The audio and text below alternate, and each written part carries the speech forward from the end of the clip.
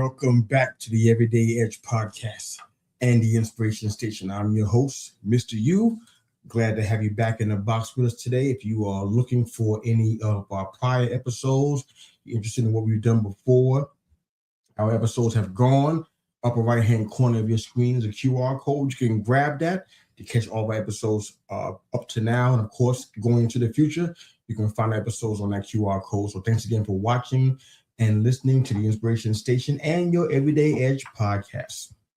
So we've been talking a lot about leadership in recent weeks, only because when we look around us and we survey the landscape of the country, of the world at large, even in the circles where we live, work, and play, we see problems with leadership.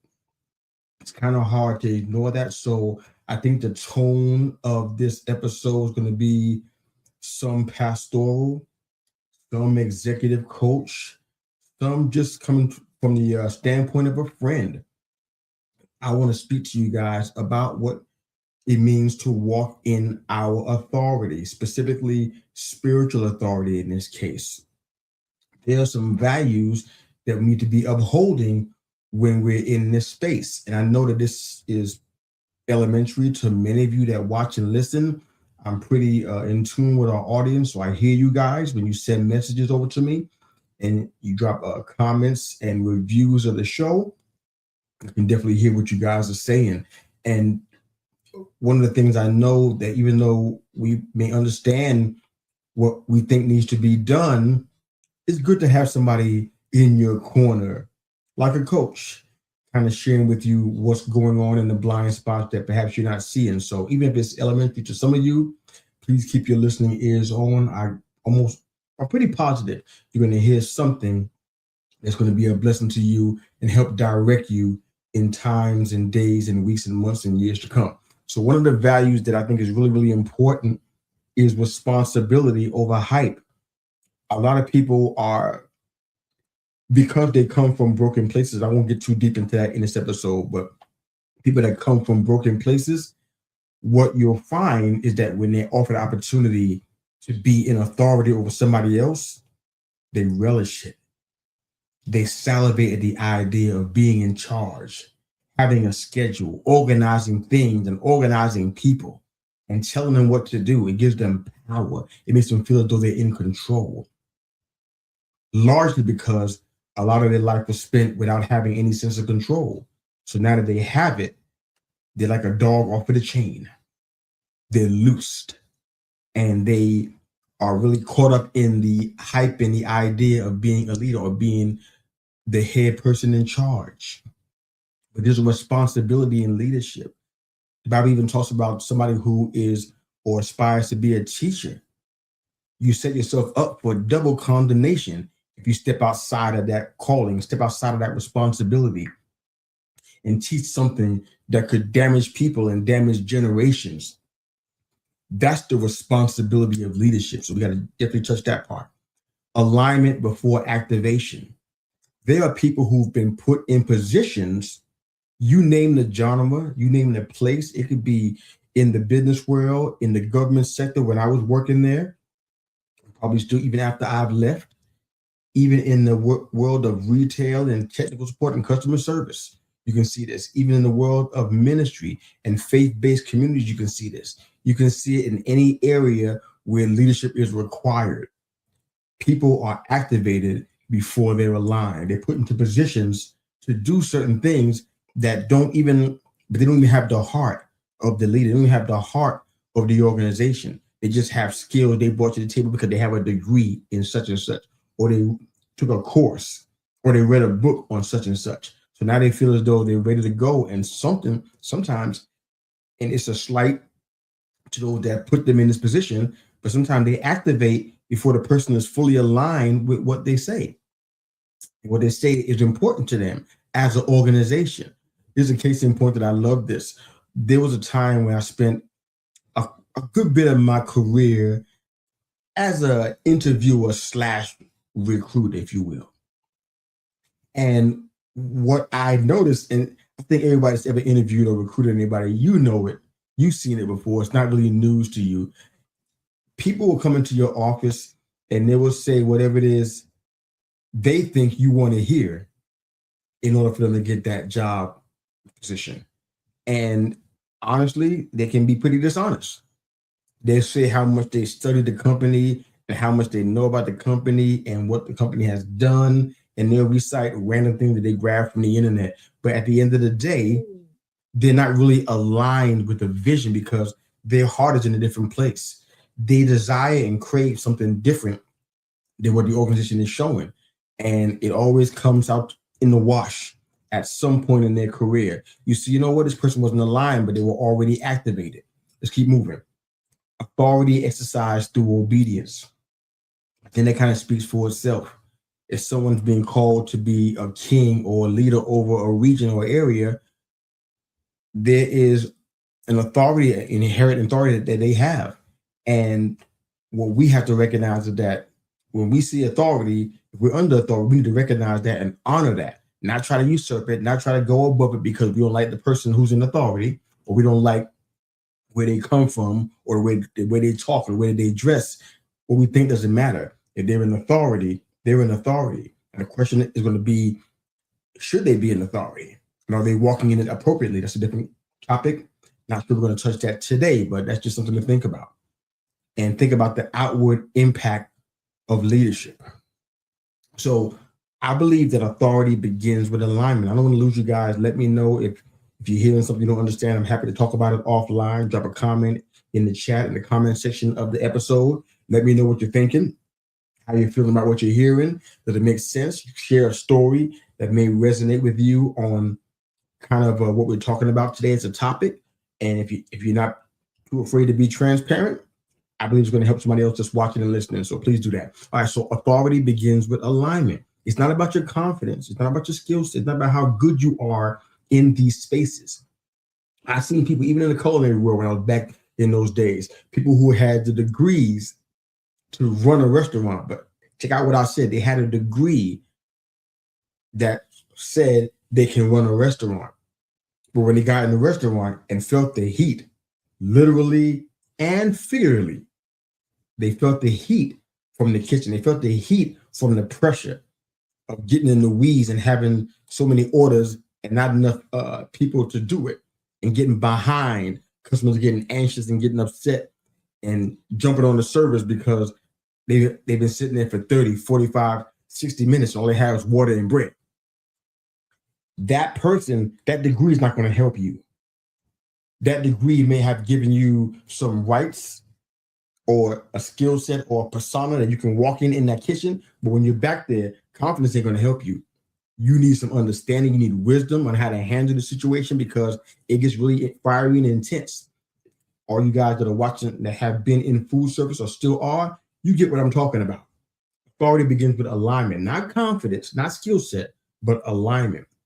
It's not a function of your personality or your passion or position. It comes from being under authority, being submitted to authority. And I want to speak, and this is just something that I feel like it's important, especially when it comes to ministry circles. I see so much on our social media platforms lately, and they're very, very concerning to me because when you put something out there on social media, you got to understand that it's kind of like forever, it's there.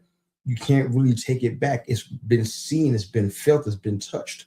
It's kind of like trying to throw a rock into a crowd and then somebody gets hit and like, ow, that hurt me so much. You can apologize all day, but they've been hit, they've been hurt. And you can't take that pain away by saying, I'm sorry. So when we send something out on social media, which are many people who call themselves or profess to be believers, that's what they're doing out there right now, especially now with what's going on. And they're saying things out of their mouth. They're making declarations about other people. They're bringing other people down character-wise and assassinating their character. And then you wonder why you can't walk in the blessings. Spiritual authority is not about position or about personality. It comes from alignment, being aligned with Christ, being aligned with who you say you believe in. And if you don't want to go into the faith-based realm, that's fine. Use your company, use your business. When something is going on out there, or somebody shows out at a ballpark, which we've seen in recent months, somebody shows out in a public place and they act a fool, What are people on social doing right now? They're trying to find a person's employer and get these folks fired. And usually it ends up working. The company is not happy with the employees' behavior in public spaces and their conduct, and they're embarrassed by it, and they usually let the person go. Why? Because the person is out of alignment with the organization, with what the organization has prided itself on, what the organization stands for. Matthew 28:18 says, all authority has been given to me in heaven and on earth. What that's saying, that's from the words of Jesus Christ himself. What that's saying is that we have the authority because he gave it to us. So we have authority to decree things, to declare things, to even see things change. We have the ability to walk in a level of power. It's what's in the Greek is called exousia. It's an authority.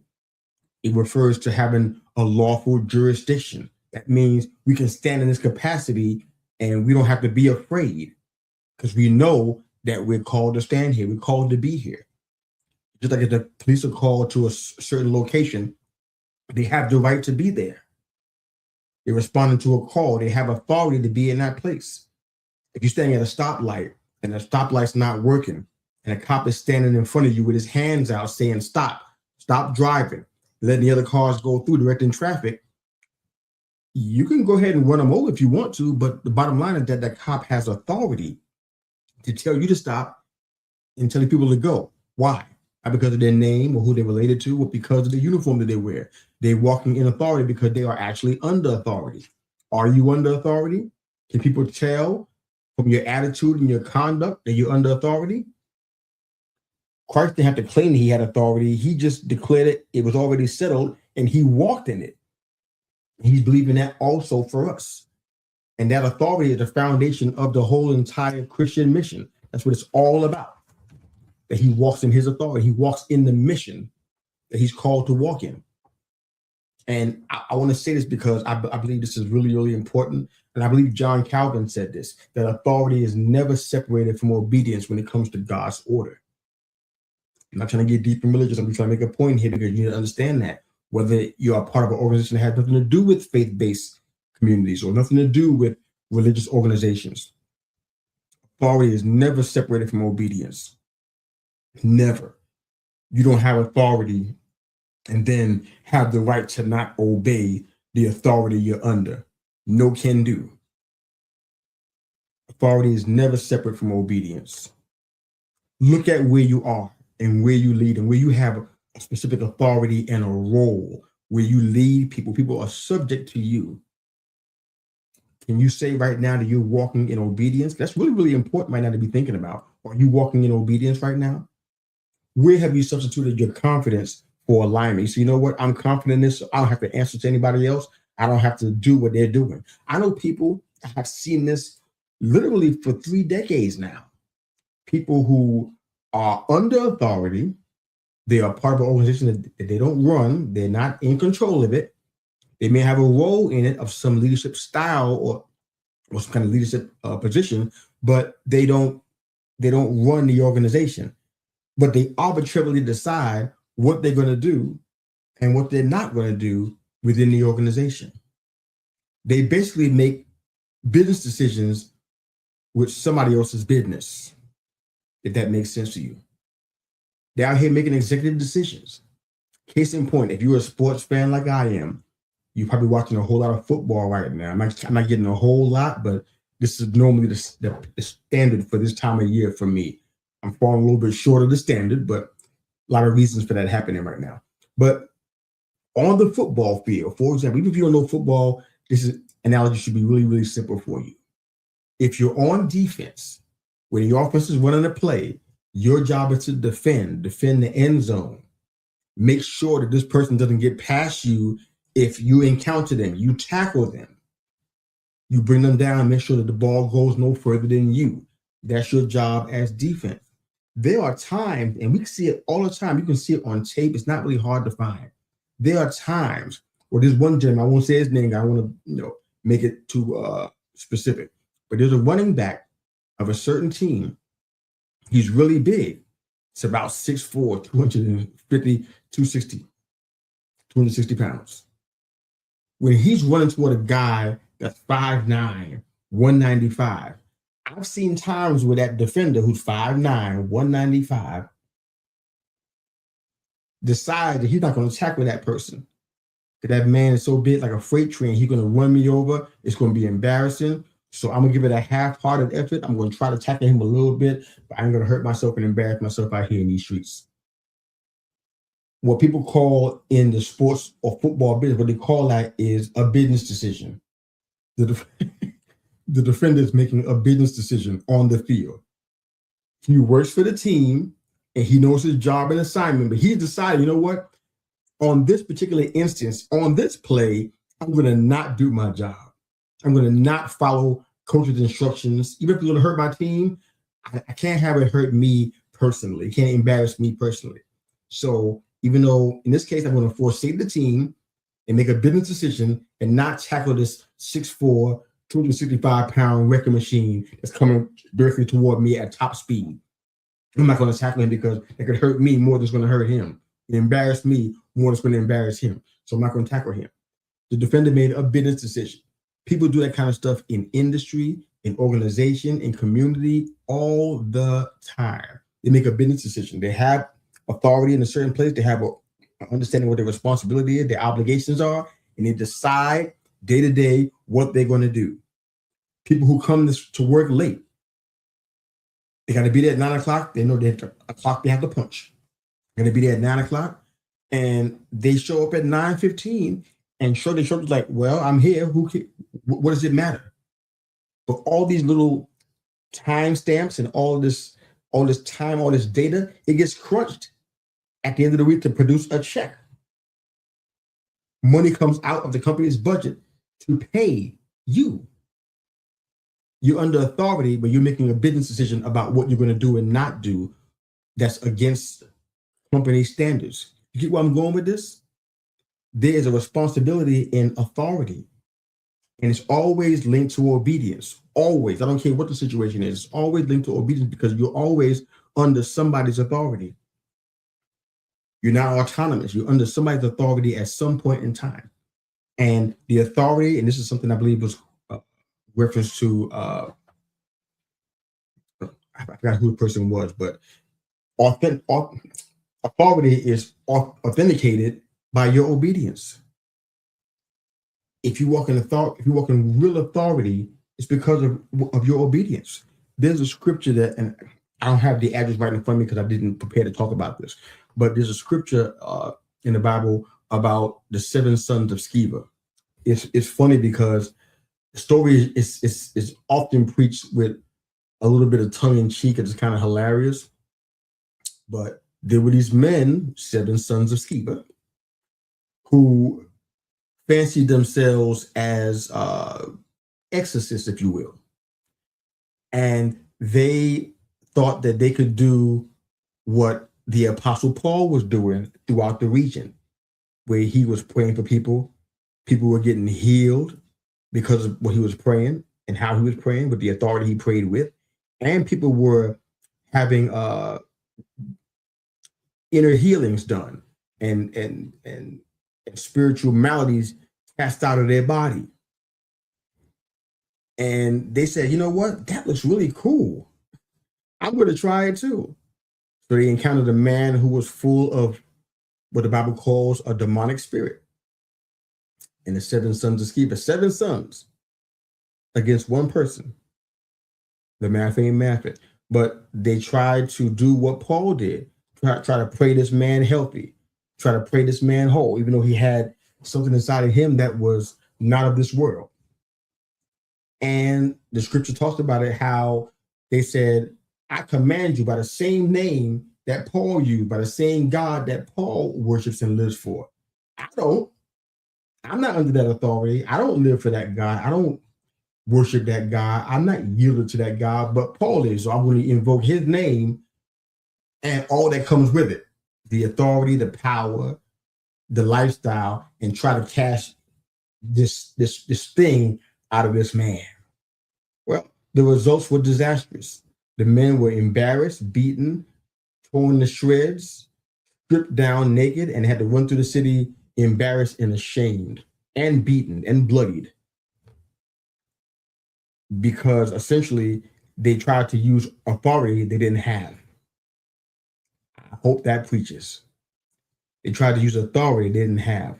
In what areas do you not have authority that you're trying to exercise authority? Are you okay with staying in your own lane? Do you understand the importance of that?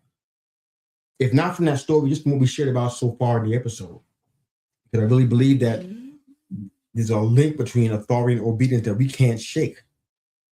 And for me, I feel as though the reason why Apostle Paul had that level of authority was because privately he exercised that through obedience.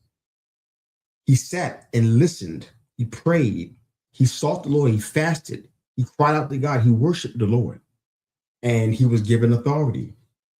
Moses went to the mount to speak with God, to commune with God. I know it's hard for some of you guys to believe, but he went to the mount to speak with God for 40 days and 40 nights. So much so that he came back with such authority that Moses was basically shining. The man was like a light bulb. He was shining. That's how, because of the impact of being in the presence.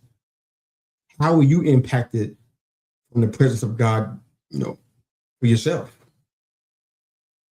What's your takeaways from those times? How are you growing? How are you changing? Or are you the same person you were before you went in?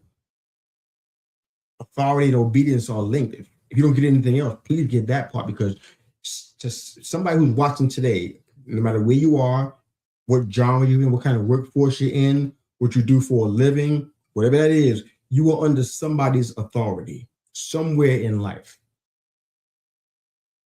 You're under somebody's authority. You can't just do what you want in the public square, wherever you want to. You're under authority somewhere. If it's not the government, if it's not the police, if it's not your parents, if you're underage, if it's not your boss in the workplace, your employer, if it's not your pastors in faith and in church ministries, you're under authority somewhere.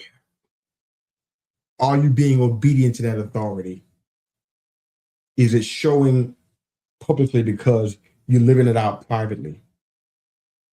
Here's what I want you guys to do just to think about this.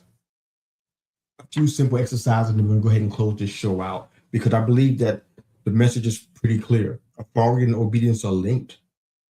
And if there is not an obedient lifestyle to go with it, that authority falls short. It becomes suspect. At the end of the day, it is still authority. Let me show you how I know this.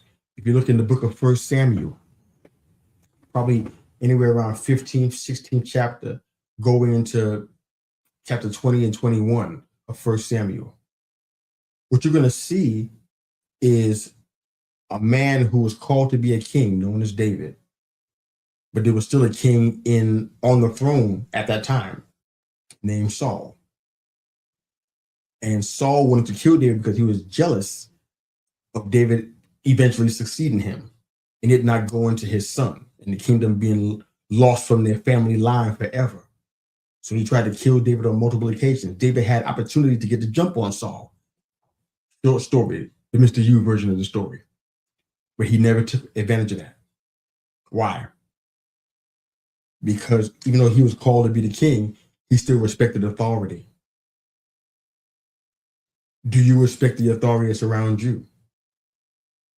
Do you respect the authority over you? I don't mean you know them and you pat them on the back and you crack jokes with them and you go out fishing with them and you go out to coffee with them. I'm saying, do you respect the authority over you? Does it show in your public life?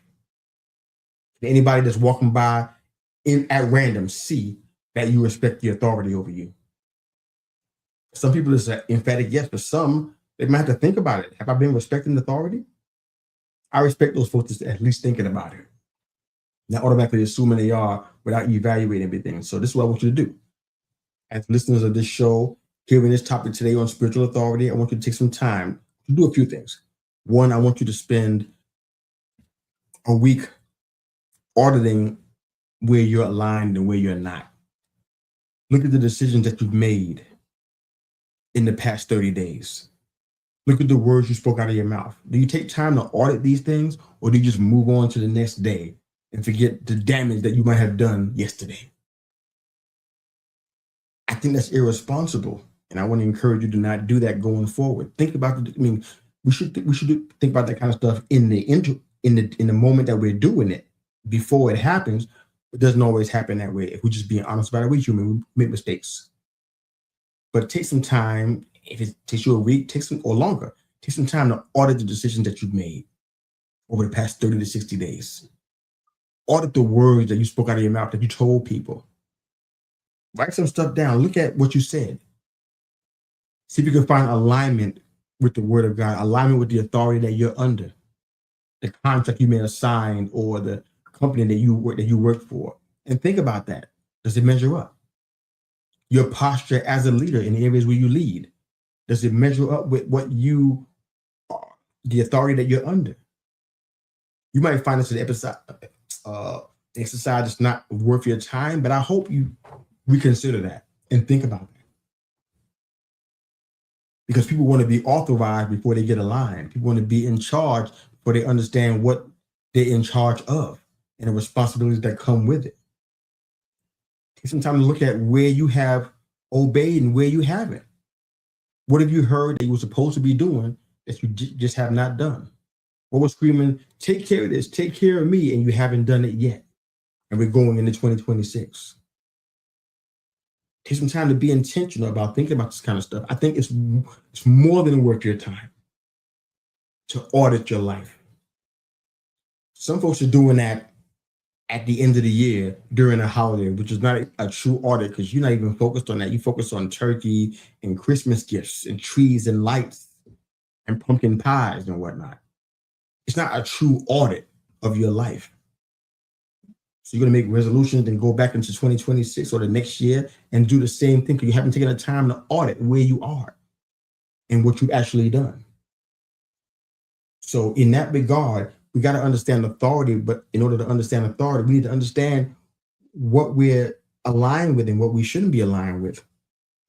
How often do you look at that? How often do you audit what you're aligned with? Who are you accountable to in order for you to do that effectively? Who sees your blind spots and can tell you about that and walk through it with you? That's why you need a coach or a mentor in your life if you don't have one. That's the reason why. Spend a week auditing your alignment with the decision that you've made over the past 30 to 60 days. The words you spoke out of your mouth to people. The things that you talked about in closed circles that maybe you didn't have to be talking about. Your posture as a leader. Where did you shrink back? Where did you step up and take some responsibility for some things? Look at those things. Jot those things down. See what makes sense. See what you've done. Do an honest evaluation. Because at the end of the day, this is a promise I can make to you today, that at some point in time, your work's going to be evaluated. Your work's going to be tested. It's going to be tried by fire. And you really hope that your work was made with gold, silver, and precious stones, and not wood, hay, and stubble. A time's going to come when your work's going to be evaluated. Are you ready for that? If I tell you I'm coming to your house on such and such a date, you're going to clean up, get the house ready, ensure it smells good, clean up all the dirt and mess and all the stuff that's going on in your house when nobody's there to visit. And you're going to make it look like it's the best house ever, the cleanest house in the world. But what if I popped up without any kind of warning? What would I see? That's where we are when it comes to getting aligned with the authority over us. We don't know when we're going to be exposed. I think this is the year of exposure for a lot of people. We don't know when we're going to be exposed. So I want to encourage you, get your house in order now. Don't wait until tomorrow. Don't wait until you think somebody's going to visit. Get your house in order right now. You never know when you might have an inspection that you're not ready for. Wherever you are and however you're listening to the Inspiration Station and the Everyday Edge podcast, thank you again for making us a part of your week. In the upper right-hand corner is a QR code. Use that to find all of our previous Inspiration Station episodes. Thank you again for watching and listening. If you are on Apple Podcasts, this is how you're hearing us, please drop a 5-star review and follow the show on Apple Podcasts. Wherever you enjoy your podcast, you can leave a review there. as opposed to other places. And of course, our YouTube channel, youtube.com/They Call Me Mr. U, be a great spot for you to check out all of our video episodes of the Inspiration Station. Much more to come, and you can subscribe to our channel there. We'd love for you to do that as well. But beside that, if you have any comments or questions, drop them in the chat, drop them in the comment section, or shoot me a message on social media. I'd be happy to walk through some of these ideas that we expressed on the episode today. If you have any questions for me, happy to hear that. But thanks again for watching and listening to the Inspiration Station and your Everyday Edge podcast. I'm Mr. U. Thanks for making us part of your week.